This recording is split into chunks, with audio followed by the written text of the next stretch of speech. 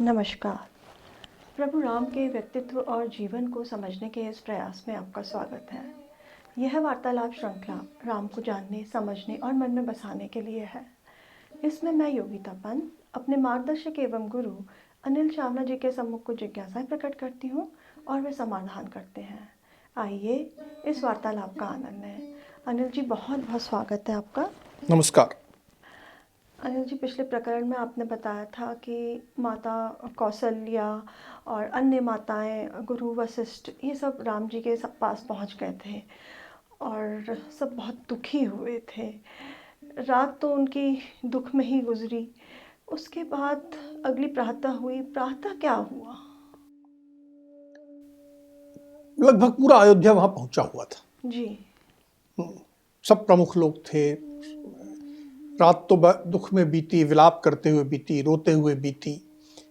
प्रातः में नई सुबह होती है, हर व्यक्ति अपने जो नित्य कर्म होता है वो निवृत्त होते हैं।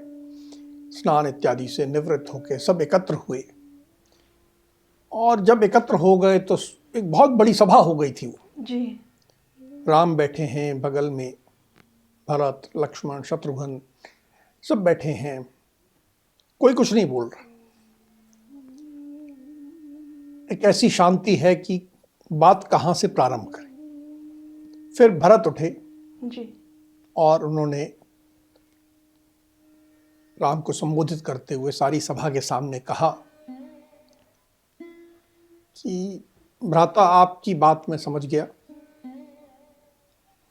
राज्य हमारे पिता ने आज्ञा मान लें, उसको वचन मान लें, जो मान लें, उन्होंने वरदान स्वरूप, जैसे स्वरूप उन्होंने मेरी माता के कहने पे मुझे दिया। जी।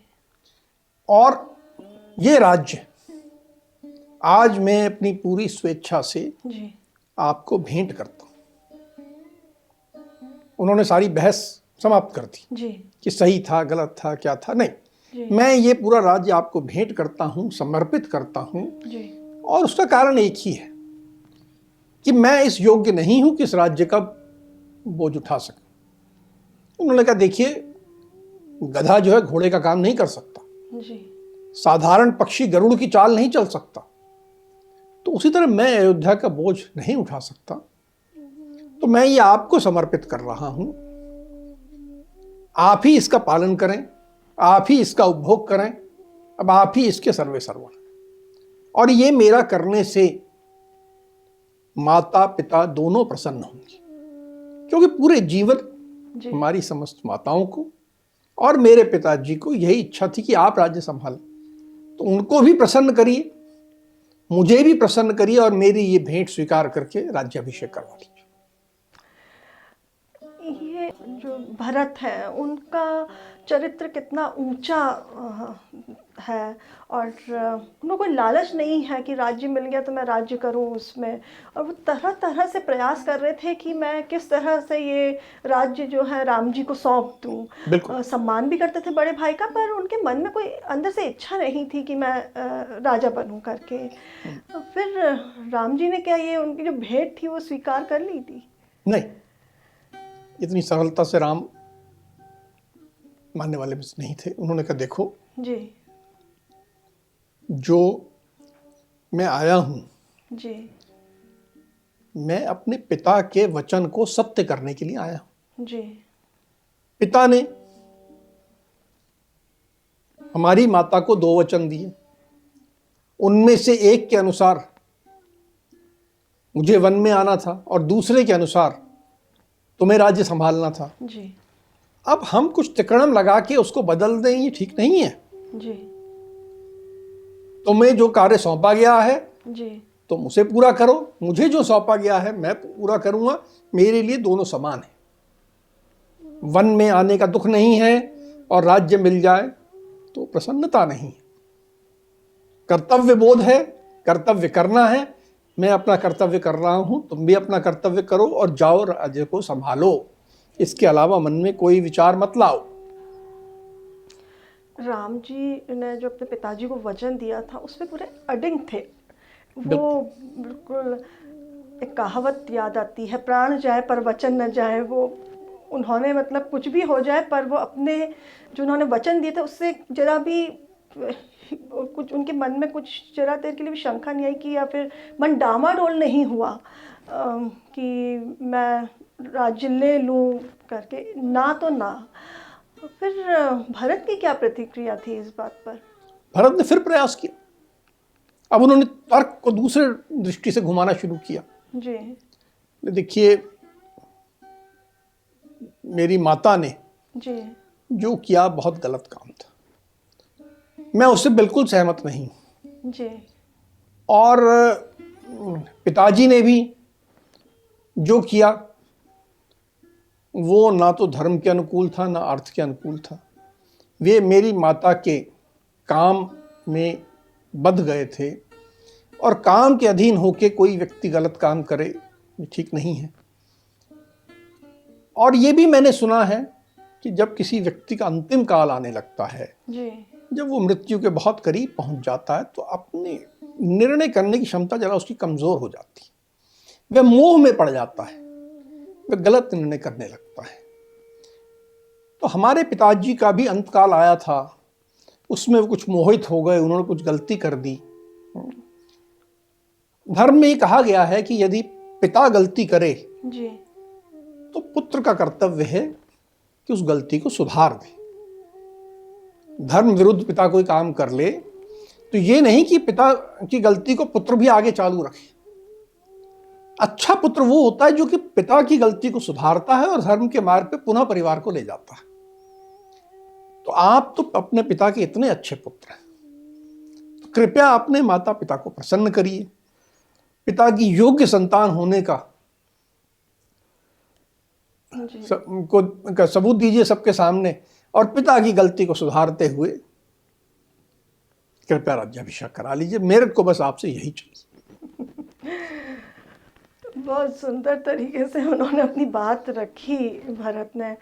वहाँ पे अयोध्या से काफ़ी लोग आए थे, काफ़ी विद्वान भी आए थे और भी लोग आए थे। तो उनमें से भी किसी ने राम जी को मनाने का प्रयास किया? बिल्कुल, सबने प्रयास किया। अनेक गुरुजन थे, माताएं थी, जी अन्य राजा भी थे, जी गुह था, जी जी परिवार से बहुत जुड़ा हुआ सुमंत्र था। जी सबने अपने अपने ढंग से प्रयास किया। जब लगा कुछ नहीं हो रहा तो एक व्यक्ति, तो एक जो ब्राह्मण शिरोमणि थे, उन्हें लगा नास्तिक मत का प्रयोग करके चलो अपन मना लेते हैं। धर्म से तो हम नहीं जीत सकते, जी। नास्तिक मत से शायद मैं मना लूंगा। तो ये नास्तिक मत क्या है? हाँ, ये बड़ा अच्छा प्रश्न है। हमारे यहां नास्तिक उसे कहा गया जो भी वेदों को अस्वीकार करता है। अब वेदों को अस्वीकार करना है क्या है, इसको पहले समझें, जी उसको दूसरे ढंग से हम समझें।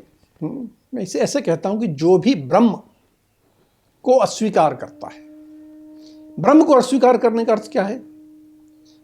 ब्रह्म का अर्थ यह है कि जो पूरा कॉस्मोस है, जी यूनिवर्स है जिसे हम कहते हैं, जी जो कि समय की दृष्टि से और ज्योग्राफी की दृष्टि से, स्पेस की दृष्टि से, जी ना इसकी कोई बिगिनिंग है ना कोई एंड है, ना कोई आदि है ना अंत है, जी अनंत है।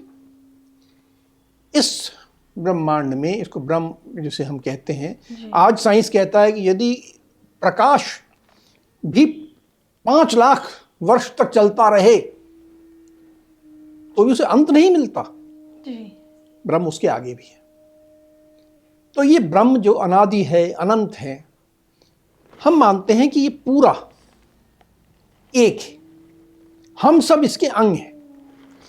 जो ब्रह्म को नकारता है वह नास्तिक है।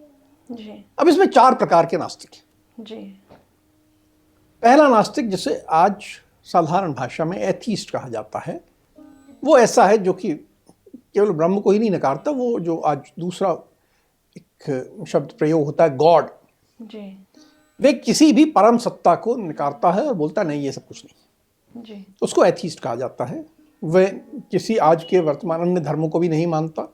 वो एक पहला प्रकार हुआ नास्तिक मत का। दूसरा जो नास्तिक मत, जो कि हमारे यहाँ हिंदुस्तान में और एशिया में ये प्रचलित रहे, वो हैं बौद्ध और जैन। बौद्ध और जैन दोनों नास्तिक हैं और उनकी दृष्टि से भी ब्रह्म का कोई अस्तित्व नहीं है। तीसरा जो नास्तिक है,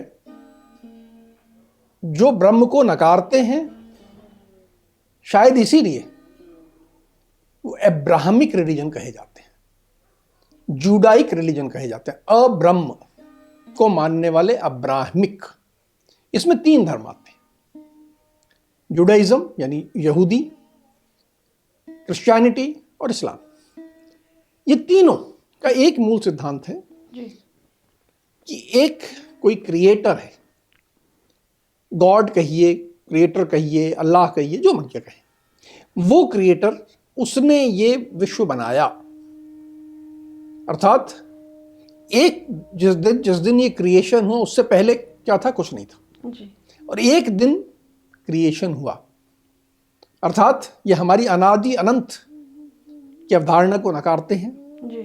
और साथ में ये जो गॉड कहें, अल्लाह कहें, जो कहें, जी। ये इस जो सी क्रिएशन है उसका अंग नहीं है। हम जो ब्रह्म को मानते हैं, इस पूरे ब्रह्म का मैं भी हिस्सा हूं, तुम भी हिस्सा हो, हर व्यक्ति हिस्सा है। जी। हम अगर कहते हैं कि कण कण में भगवान है, जी। तो ये सहज बात लगती है। हाँ, कण कण में भगवान तो है, क्योंकि हमारे लिए ब्रह्म तो हर जगह है। जी। लेकिन एक अब्राहमिक रिलीजन वाले के लिए ये संभव नहीं है। जी। कहता है अब्राहमिक रिलीजन वाला कि क्रिएटर और क्रिएटेड एक लेवल पे कभी नहीं आ सकते, वो दोनों अलग हैं।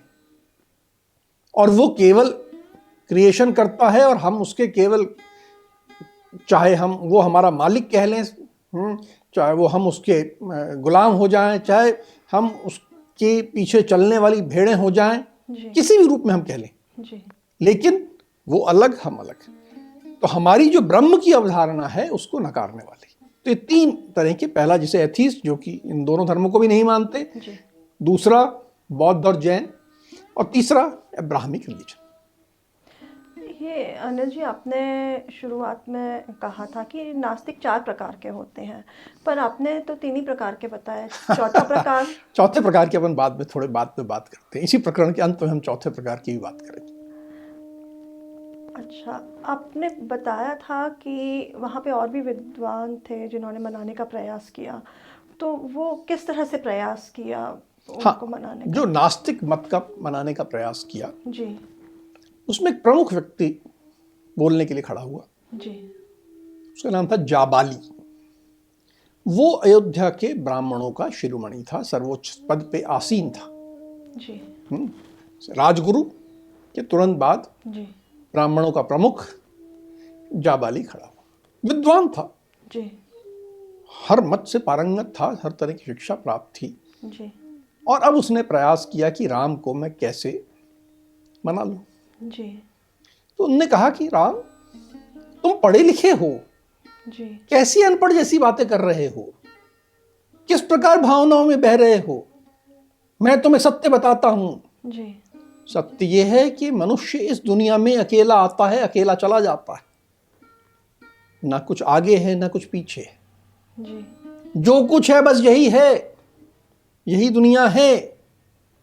और इस दुनिया में किसी चीज में आसक्त नहीं होना चाहिए, ज्यादा दिल नहीं लगाना चाहिए। जी। जैसे अपन जब यात्रा में जाते हैं, रास्ते में कहीं धर्मशाला में रुकते हैं, तो धर्मशाला के कमरे में दिल लगाते हैं क्या? दिल नहीं लगाना है हमें। कि माता पिता, धन, राज्य, ये सब तो धर्मशाला के कमरे हैं, इनमें किसी में दिल मत लगाओ, कोई आसक्ति मत करो। जो कुछ है अभी इस जीवन में भोग करो। ये जो तुम सोच रहे हो दशरथ के वचन और ये बातें, अरे दशरथ तुम्हारे क्या लगते थे? कुछ नहीं थे। ये तो केवल एक मोह है। ये पिता पुत्र का संबंध क्या होता है? कुछ नहीं होता। अरे पुत्र तो बड़ी साधारण विज्ञान की बात है कि माता की रज और पिता की वीर्य से उत्पन्न होता है। पिता का एक छोटी सी भूमिका होती है कि वो वीर्य सप्लाई करता है। वो वीर्य देने वाला एक निमित्त मात्र है, उससे ज्यादा मत सोचो। तुम्हारे तो पिता के प्रति कोई कर्तव्य है ही नहीं, तुम तो जबरन में उलझ रहे हो। तुम्हें बिल्कुल नहीं उलझना चाहिए। राजा जिनके वचनों की बात करके तुम इतना दुखी हो रहे हो और उनके लिए सब कुछ छोड़ने को तैयार रहे हो, दुख झेल रहे हो, अरे वो तो मर गए, मरे और सब समाप्त। जब तक जीवन है तब तक है, नहीं है तो क्या है, सब समाप्त हो गया। उनके वचन के लिए तुम इसे त्याग कर रहे हो, ये सब निरर्थक है। वचन वगैरह, वचन, प्रतिज्ञा, ये सब बेकार है। मेरा बहुत अनुभव है, मैंने सदा ये देखा है कि इस जीवन में, समाज में, दुनिया में दुख वही लोग पाते हैं जो धर्म का कुछ दिमाग में शोषा रखे होते हैं और उसके लिए अर्थ का त्याग कर देते हैं। धर्म के लिए अर्थ का त्याग करना ये सबसे बड़ी मूर्खता है जो तुम करने जा रहे हो। मत करो, इसका कोई अर्थ नहीं है। तुम दुख के मूल को गले लगा रहे हो। अरे ये सब पितृ देवता, ये सब बेकार की बातें हैं। लोग श्राद्ध करते हैं, अरे श्राद्ध क्या है, कुछ नहीं होता। अगर मरे हुए के पास ही श्राद्ध का अन्न पहुंचता तो जैसे कोई यात्रा में जाता है तो हम उसके साथ कुछ खाने का सामग्री रख देते हैं, भाई रास्ते में काम आएगी, खा लेना। तो हम ये सब नहीं रखें। हम तो उसके को बोलेंगे, हम आप जाओ, हम आपके लिए यहां श्राद्ध कर देंगे, अन्न आपके पास पहुंच जाएगा आपके पेट में। ये तो ऐसी अवैज्ञानिक बातें हैं। न कोई श्राद्ध का मतलब है, न पितरों का मतलब है। ये सब दुख को तुम मत करो। जो कुछ है यही लोक है, इस लोक का भोग करो। लोग राज्य के लिए मरे जाते हैं, यहां तुम्हारा भाई तुम्हें राज्य देने के लिए आग्रह कर रहा है और ये राज्य पूरा एक सुंदर युवती की तरह तुम्हारा इंतजार कर रहा है। इसको उपभोग करो, फिर जीवन नहीं मिलेगा, उपभोग भी नहीं कर पाओगे तुम। इसलिए ये सब मूर्खतापूर्ण बातें छोड़ दो और बस तुरंत राज्याभिषेक कराओ और राज्य पे आसीन हो और आनंद करो, ऐश करो। अनिल जी, ऐसा लग रहा है कि ये जो जाबाली थे ये राम के युग के नहीं थे, वो आज के अमेरिकन सोच वाले व्यक्ति थे। क्योंकि ऐसे आजकल बहुत सारे हमें देखने को मिलता है कि बोलते हैं कि ये तर्क संगत नहीं है, रैशनल नहीं है और साइंटिफिक नहीं है, इसका कोई मतलब नहीं है। राम जी की क्या प्रक्रिया थी? वो तो बहुत गुस्सा हुए होंगे। एकदम राम क्रोधित हो गए कि कैसी बात कर रहा है, ये धर्म विरुद्ध बात है।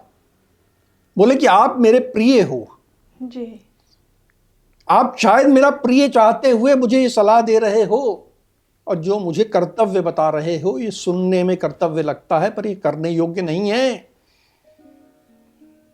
ये पथ्य प्रतीत होता है पर अपथ्य है, इससे मेरा केवल नुकसान होना है। अगर मैं इस तरह की बात मान लूं, आपकी बात को मान लूं, तो मैं पूरे समाज में दुराचारी हो जाऊंगा। मेरा सम्मान जो है वो मेरे कुल के कारण नहीं है जी, वो मेरे आचार विचार के कारण। जी, दुनिया में किसी भी व्यक्ति का सम्मान उसके आचार विचार से होता है, कुल से नहीं होता। ये कितनी बड़ी बात कही जी, राम ने बिल्कुल, हाँ कि कुल से नहीं होता, आचार विचार से होता है। जी, अगर मैं आचार विचार इस तरह के जैसे आप कह रहे हैं पाप पूर्ण कर लूं जी, तो मैं कहीं सम्मान पाने योग्य नहीं रहूंगा। हर जगह लोग मुझ पे थूकेंगे, मुझे गालियां देंगे। आपके हिसाब से तो पवित्र और अपवित्र में कोई अंतर ही नहीं है। जी, आपके लिए सब बराबर है। आपके लिए तो वचन का भी कोई अर्थ नहीं है, जी, आपके लिए सत्य का भी कोई अर्थ नहीं है, असत्य का कोई अर्थ नहीं है। आपकी यदि बातें मैं मानने लगूं तो मैं ना अपने माता पिता का अनुसरण करूंगा, ना देवताओं की बात मानूंगा, ना ऋषियों की बात मानूंगा। तो मैं तो सत्य मार्ग छोड़ ही दूं पूरी तरह। जी, और स्वेच्छाचारी हो जाऊं, यदृच्छावादी हो जाऊं। यदृच्छावादी यानी जैसी मेरी इच्छा होगी वैसे मैं करूंगा, मैं यदृच्छावादी हो जाऊं। और यदि मैं यदृच्छावादी हो जाऊंगा तो मेरी प्रजा क्या होगी, वो भी वैसे ही हो जाएगी। जी क्योंकि प्रजा तो राजा का अनुसरण करती है ना। जी जी जैसा राजा होगा वैसी प्रजा होगी। जी फिर उस राज्य में ना सत्य कुछ होगा, ना असत्य कुछ होगा, ना प्रतिज्ञा होगी, ना वचन होगा। हर व्यक्ति खुल के झूठ बोलेगा जी। और सत्ता प्राप्ति के लिए हर तरह के छल प्रपंच करेगा। अराजकता फैल जाएगी, अराजकता फैल जाएगी। तो ऐसा राज्य आप बनाना चाहते हैं क्या? एक गलत सोच है। हमने जो सीखा है, जो मेरे गुरु ने सिखाया है, जी जो मेरी परंपरा है, जी वो ये है कि अगर मुझे स्वर्ग का मार्ग लेना है, जो अच्छा मार्ग है वो लेना है, जी तो मुझे सत्य का पालन करना है, धर्म का पालन करना है, पराक्रम करना है, दया करनी है, विद्वत जनों का एवं देवताओं का पूजन करना है। जी लेकिन आपके हिसाब से तो ये सब बेकार है। और यदि ये सब बेकार है तो अर्थ क्या है? अर्थहीन क्या कर दोगे आप मेरा जीवन? मैं तो बस फिर उपभोग ही करता रहूंगा, उपभोग के अलावा कुछ नहीं बचेगा। और सब पूरा विश्व मुझको कलंकित मानेगा, जी मुझको दुराचारी मानेगा, हर तरह से मेरा तिरस्कार करेगा। आप मुझे कैसे रास्ते पे ले जा रहे हैं? आप नास्तिक नहीं, आप घोर नास्तिक हो। और राजा का कर्तव्य होता है कि वो नास्तिक को दंड दे। मैं आपको दंड नहीं दे सकता। क्यों नहीं दे सकता? क्योंकि राजा नहीं था उस समय राम। जी मैं आपको दंड नहीं दे सकता। लेकिन मेरा मानना है कि आप वार्तालाप करने के भी योग्य नहीं। जी मुझे आपसे बात भी नहीं करनी चाहिए। जी और इस समय पहली बार राम अपने पिता की निंदा करते हैं। देखिए, राम वन में आ गए, उनके हाथ से राज्य चला गया, उन्होंने कभी पिता की निंदा नहीं की, जी पिता को बुरा नहीं कहा। यहां तक कि जब भरत ने बुरा कहा तो उसको टोका, जी। नहीं ये तो अपनी माता को बुरा नहीं कहोगे, जी उनके प्रति गौरव बुद्धि रखो। जी अब उन्होंने अपने पिता की निंदा की। बोले मैं अपने पिता की निंदा करता हूं कि उन्होंने आप जैसे नास्तिक को इस पद पे सुशोभित किया। आप इस योग्य कतई नहीं हो, जी ना आप बात करने के योग्य हो, ना आप इस पद पे बैठने के योग्य हो। आप तो केवल दंड के योग्य हो, और मैं आपसे आगे बात नहीं करूंगा। फिर जवाली ने क्या उत्तर दिया, उनका क्या तर्क था? इस तरह की क्रोध आक्रोश सुन जी। एकदम सहम गए। फिर उन्होंने कहा नहीं नहीं नहीं, मैं नास्तिक नहीं हूं, जी मैं भी आस्तिक हूं, लेकिन मैं भावनाओं में बह गया था। मुझे नास्तिक मत का पूरा ज्ञान है, और मुझे ऐसा लगा जी कि सब लोगों ने धर्म का सहारा लेके आपको वापस लाने का प्रयास किया, जी तो सफल नहीं हुआ, तो मैं नास्तिक मत का प्रयास कर लूं। अर्थात ये जाबाली जो थे, ये चौथे प्रकार के नास्तिक थे, अवसरवादी। जी जिस ओर लाभ दिखे उस ओर चले जाओ। अगर लगे कि राम के मंदिर में घंटा बजा के हमारी मनोकामना पूर्ण होगी तो राम के मंदिर में चले जाएंगे। अगर नास्तिक पथ पे जी हमें ऐशो आराम मिल रहा है तो हम नास्तिक पथ पे चले जाएंगे। आज बहुत सारे लोग ऐसे ही करते हैं। जी लेकिन मैं सबसे यही कहता हूं कि यदि आपको राम को मन में बसाना है तो मन से किसी भी प्रकार का नास्तिक विचार पूरी तरह निकालिए। आप राम को तब तक मन में नहीं बसा सकते जब तक कि आप पूरी तरह अपनी श्रद्धा ब्रह्म में, जी इस विश्व में, और इस विश्व में जब आप अपनी श्रद्धा लगाते हैं तो हमें कोई पूजा करने की आवश्यकता नहीं है। जी जो राम ने कहे कि धर्म का पालन करना है, सत्य के मार्ग पे चलना है, जी विद्वत जनों का सम्मान करना है, देवताओं का सम्मान करना है, जी और मार्ग पे राम आपके दिल में पुनः स्थापित होते जाएंगे। लेकिन अगर मैं सोचूं कि मैं कभी नास्तिक बन जाऊं, कभी आस्तिक बन जाऊं, जी तो वो संभव नहीं। अनिल जी, जो आपने नास्तिक मत की विवेचना आज के युग के अनुरूप करी, ये बहुत समझने योग्य बात है। आज की चर्चा को अब हम यहीं विराम देते हैं। अगली कड़ी में राम के जीवन से जुड़े कुछ अनछुए पहलुओं के साथ हम दोनों फिर उपस्थित होंगे। राम राम। राम राम।